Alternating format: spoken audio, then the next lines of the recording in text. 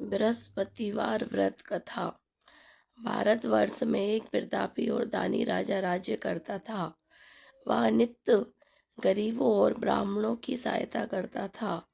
यह बात उसकी रानी को अच्छी नहीं लगती थी। वह ना ही गरीबों को दान देती और ना ही भगवान का पूजन करती थी और राजा को भी दान देने से मना करती थी। एक दिन राजा शिकार खेलने वन को गए हुए थे तो रानी महल में अकेली थी।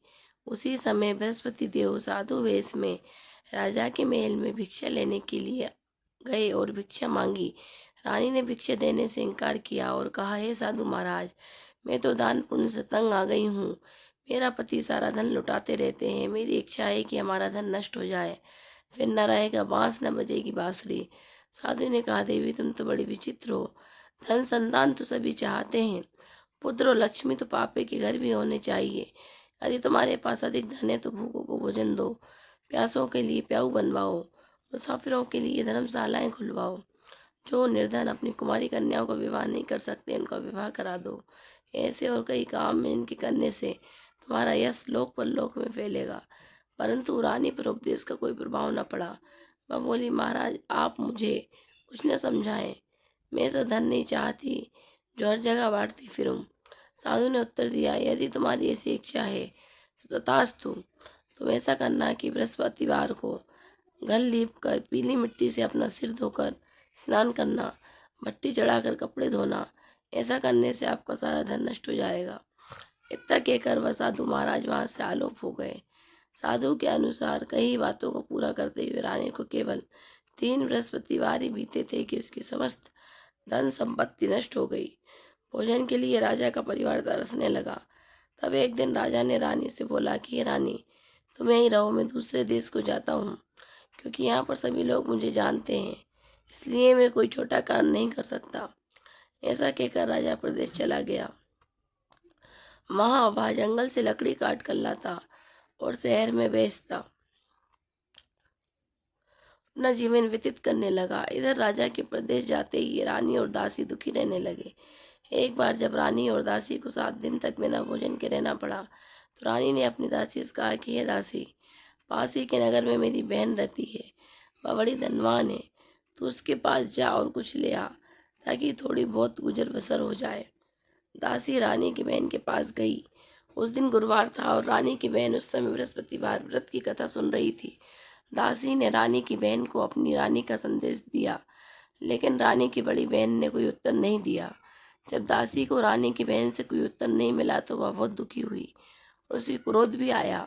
दासी ने वापस आकर रानी को सारी बात बता दी। सुनकर रानी ने अपने भाग को कोसा। उधर रानी की बहन ने सोचा कि मेरी बहन की दासी आई थी, परंतु मैं उससे नहीं बोली, इससे वह बहुत दुखी हुई होगी। कथा सुनकर और पूजन समाप्त करके वह अपनी बहन के घर आई। कहने लगी, बहन मैं बृहस्पतिवार का व्रत कर रही थी, तुम्हारी दासी मेरे घर आई थी, परंतु जब तक कथा होती तब तक ना तोड़ते हैं और ना ही बोलते हैं, इसलिए मैं नहीं बोली। कहो दासी क्यों गई थी? रानी बोली, बहन तुमसे क्या छिपाऊं, हमारे घर में खाने तक को अनाज नहीं था।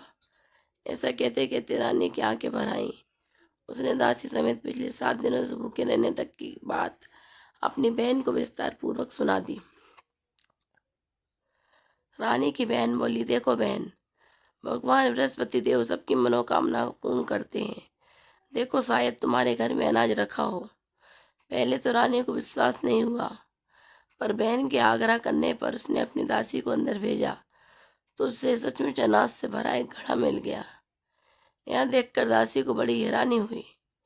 दासी रानी से कहने लगी, हे रानी, जब हमको भोजन नहीं मिलता तो हम व्रत ही तो करते हैं, इसलिए क्यों ना इनसे व्रत और कथा की विधि पूछ ली जाए ताकि हम भी व्रत कर सकें। तब रानी ने अपनी बहन से बृहस्पतिवार व्रत के बारे में पूछा।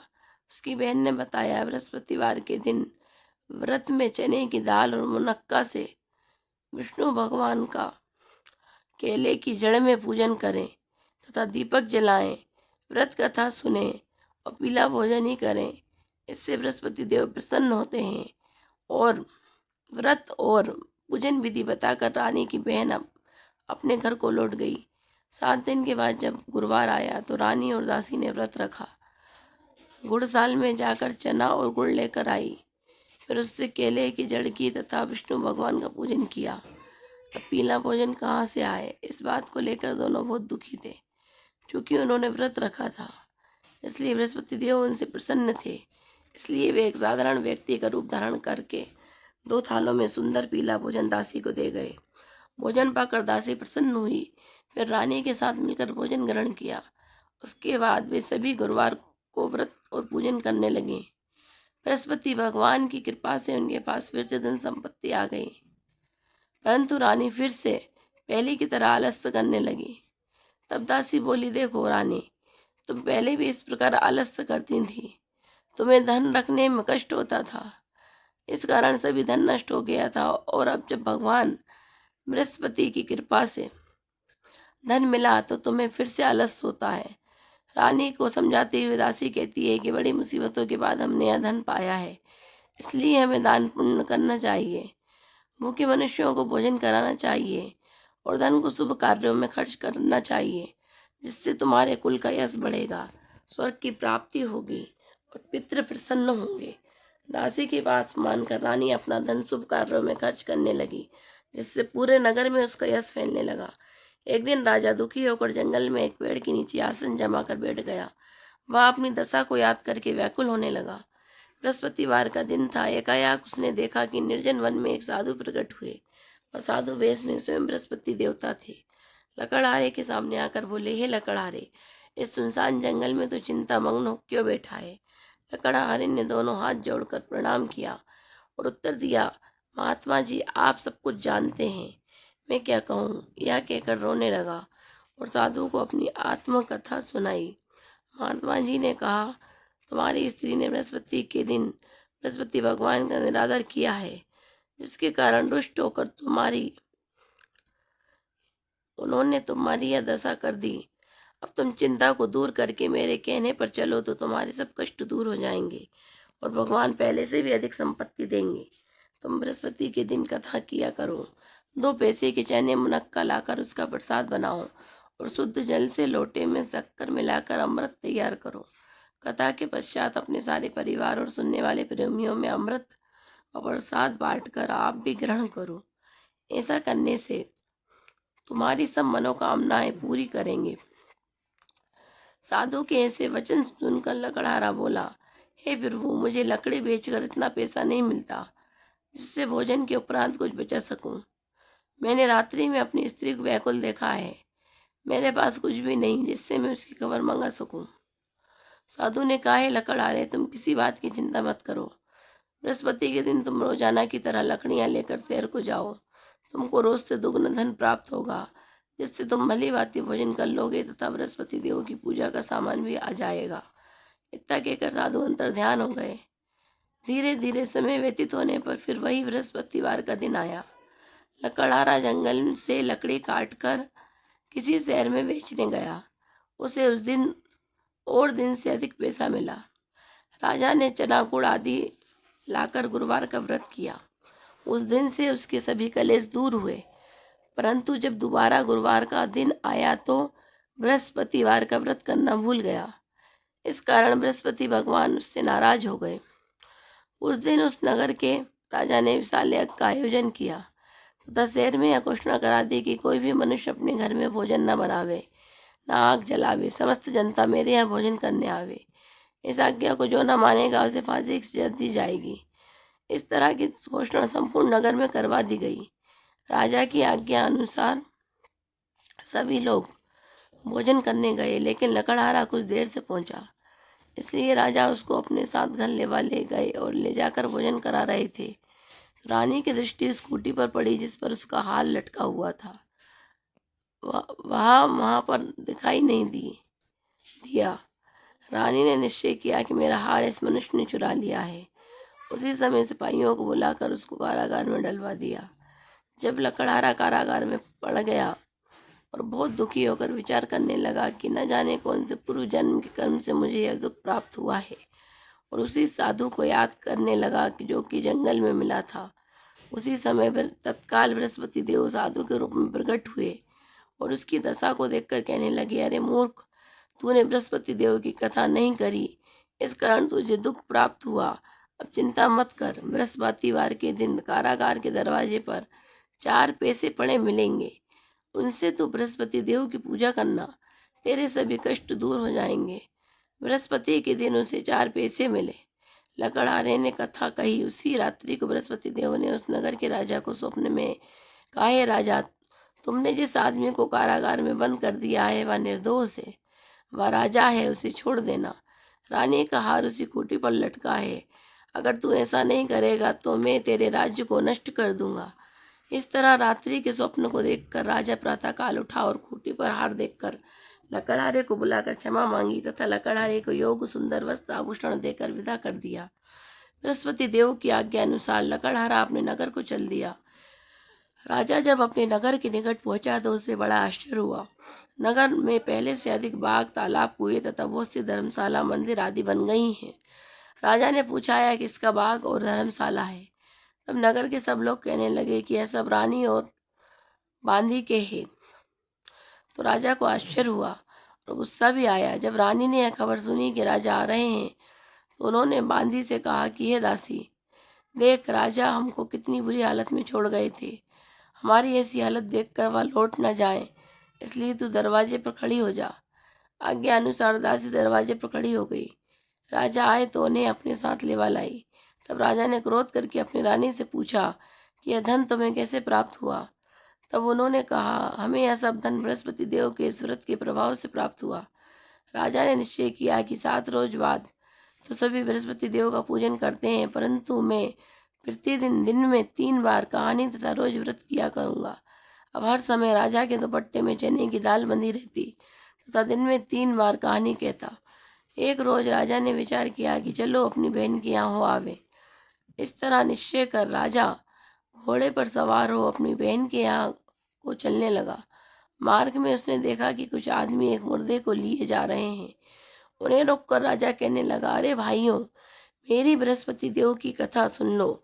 बे बोले, तो हमारा तो आदमी मर गया है, इसको अपनी कथा की पड़ी है। परंतु कुछ आदमी बोले, अच्छा, कहो, हम तुम्हारी कथा भी सुनेंगे। राजा ने दाल निकाली और जब कथा आदि हुई कि मुर्दा हिलने लग गया, और जब कथा समाप्त हो गई तो राम राम करके मनुष्य उठकर खड़ा हो गया। आगे मार्ग में उसे एक किसान खेत में हल चलाता मिला। राजा उसे देख और उससे बोले, अरे भैया, तुम मेरी बृहस्पतिवार की कथा सुन लो। किसान बोला, जब तक मैं तेरी कथा सुनूंगा तब तक 4 हरइये जोत लूंगा। जा अपनी कथा किसी और को सुनाना। इस तरह राजा आगे चलने लगा। राजा के हटते ही बैल पछाड़ खाकर गिर पड़े। तब किसान के पेट में बड़ी जोर का दर्द होने लगा। उसी समय उसकी माँ रोटी लेकर आई। उसने जब यहाँ देखा तो अपने पुत्र से सब हाल पूछा और बेटे ने सभी हाल कह दिया। तो बुढ़िया दौड़ी दौड़ी उस घुड़सवार के पास गई और उससे बोली कि मैं तेरी कथा सुनूंगी, तो अपनी कथा मेरे खेत पर चलकर ही कहना। राजा ने बुढ़िया के खेत पर जाकर कथा कही, जिसके सुनते ही वह बैल उठ खड़े हुए और किसान के पेट का दर्द भी बंद हो गया। राजा अपनी बहन के घर पहुंचा। बहन ने भाई की खूब मेहमानी की। दूसरे रोज प्रातःकाल राजा जागा तो वह देखने लगा कि सब लोग भोजन कर रहे हैं। राजा ने अपनी बहन से कहा, ऐसा कोई मनुष्य है जिसने भोजन नहीं किया हो, मेरी बृहस्पतिवार की कथा सुन ले। बहन बोली, है भैया, यह देश ऐसा ही है कि पहले यहाँ लोग भोजन करते हैं, बाद में अन्य काम करते हैं। अगर कोई पड़ोस में हो तो देख आऊँ। वह ऐसा कहकर देखने चली गई, परंतु उसे कोई ऐसा व्यक्ति नहीं मिला जिसने भोजन ना किया हो। अतः वह एक कुमार के घर गई जिसका लड़का बीमार था। उसे मालूम हुआ कि उनके यहाँ 3 रोज से किसी ने भोजन नहीं किया है। रानी ने अपने भाई की कथा सुनने के लिए कुमार से कहा। वह तैयार हो गया। राजा ने जाकर बृहस्पतिवार की कथा कही, जिसको सुनकर उसका लड़का ठीक हो गया। अब तो राजा की प्रशंसा होने लगी। एक रोज राजा ने अपनी बहन से कहा कि हे बहन, हम अपने घर को जाएंगे, तुम भी तैयार हो जाओ। राजा की बहन ने अपनी सास से कहा। सास ने कहा, हाँ चली जा, परंतु अपने लड़कों को मत ले जाना, क्योंकि तेरे भाई के कोई औलाद नहीं है। बहन ने अपने भैया से कहा, है भैया, मैं तो चलूँगी पर कोई बालक नहीं जाएगा। राजा बोला, जब कोई बालक नहीं चलेगा तब तुम ही क्या करोगे? बड़े दुखी मन से राजा अपने नगर को लौट आया। राजा ने अपनी रानी से कहा, हम निर्वंशी हैं, हमारा मुंह देखने का धर्म नहीं है और कुछ भोजन आदि नहीं किया। रानी बोली, हे प्रभु, बृहस्पति देव ने हमें सब कुछ दिया है, वह हमें औलाद अवश्य देंगे।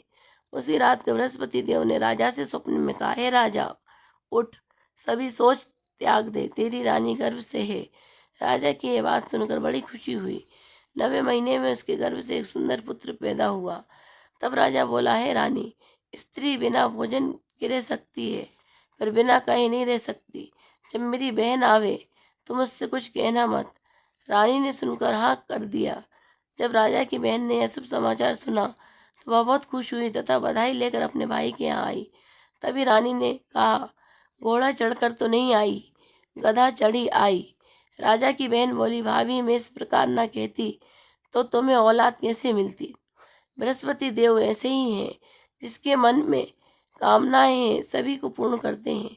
जो सद्भावना पूर्वक बृहस्पतिवार का व्रत करता है एवं कथा पढ़ता है अथवा सुनता है, दूसरों को सुनाता है, बृहस्पति देव उसकी सभी मनोकामना पूर्ण करते हैं। भगवान बृहस्पति देव उसकी सदैव रक्षा करते हैं। संसार में जो मनुष्य सद्भावना से भगवान जी का पूजन व्रत सच्चे हृदय से करते हैं तो उनकी सभी मनोकामनाएं पूर्ण करते हैं। जैसी सच्ची भावना से रानी और राजा ने उनकी कथा का गुणगान किया तो उनकी सभी इच्छाएं बृहस्पति देव जी ने पूर्ण की थी। इसलिए पूर्ण कथा सुनने के बाद प्रसाद लेकर जाना चाहिए। हृदय से उसका मनन करते हुए जयकारा बोलना चाहिए। बोलो बृहस्पति देव की जय, भगवान विष्णु की जय। बृहस्पति देव की कथा। प्राचीन काल में एक ब्राह्मण रहता था। वह बहुत निर्धन था, उसके कोई संतान नहीं थी। उसकी स्त्री बहुत मलिनता के साथ रहती थी। वह स्नान न करती, किसी देवता का पूजन न करती। इससे ब्राह्मण देवता बड़े दुखी थे। बेचारे बहुत कुछ कहते थे किंतु उसका कुछ परिणाम न निकला। भगवान की कृपा से ब्राह्मण की स्त्री की कन्या रूपी रत्न पैदा हुआ। कन्या बड़ी होने पर प्रातः स्नान करके भगवान विष्णु का जाप व बृहस्पति वार का व्रत करने लगी। अपने पूजन पाठ को समाप्त करके विद्यालय जाती तो अपनी मुट्ठी में जौ भर के ले जाती और पाठशाला के मार्ग में डालती जाती। तब ये जो स्वर्ण के जो जाते लौटते समय उसको बीन कर घर ले आती थी। एक दिन वह बालिका सूप में उस सोने के जौ को फटक कर साफ कर रही थी कि उसके पिता ने देख लिया और कहा कि ये बेटी, सोने के जौ के लिए सोने का सूप होना चाहिए। दूसरे दिन बृहस्पतिवार था। इस कन्या ने व्रत रखा और बृहस्पति देव से प्रार्थना करके कहा, मैंने आपकी पूजा सच्चे मन से की हो तो मेरे लिए सोने का सूप दे दो। बृहस्पति देव ने उसकी प्रार्थना स्वीकार कर ली।